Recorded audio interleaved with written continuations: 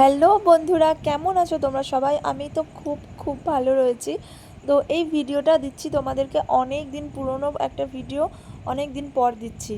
তো আমার বাবার কাজ ছিল শেরাপুলির নিমাই তীর্থ ঘাটের ওখানে।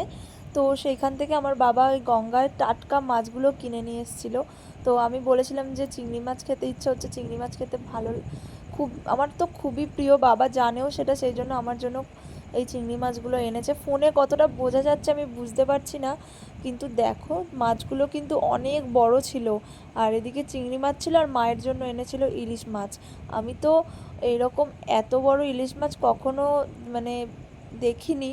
দেখিনি বলতে সবসময় বাজার থেকে কাটিয়েই আনে। বাবা যেহেতু কাটিয়ে আনেনি, মা একদম গঙ্গার পাড় থেকে যারা বিক্রি করে ওইখান থেকেই এনেছে, তো ওরা কাটিয়ে দেয়নি একদম। মানে বাড়িতে গোটা মাছটা এনেছিল, এনে মায়ের কাছে দিয়েছে। এই যে মাকে বললাম তুমি মাছটা একটু ধরে দেখাও, মাছটা কতটা বড়। তারপর এই যে ইলিশ মাছটা মা এখন কাটছে। মাছটা কিন্তু অনেকটা বড়, জানি না ফোনে তোমরা বুঝতে পারছো কি না। আর একদম টাটকা, একদম চকচক করছিল। ইলিশ মাছও আমার খুব ভালো লাগে, স্পেশালি আমার মা বেশি পছন্দ করে। মানে আমার মাকে যদি 3 বেলা ইলিশ দিয়ে ভাত দেওয়া হয়, আমার মা 3 বেলা ইলিশ দিয়েই ভাত খেয়ে নেবে, আমার মায়ের আর কিছু লাগবে না। আমার মা মা এতটাই পছন্দ করে ইলিশ মাছ খেতে। ভিডিওটা কেমন লাগলো সবাই জানিও, আর মাছগুলো দেখতে কীরকম ছিল অবশ্যই জানিও সবাই। বা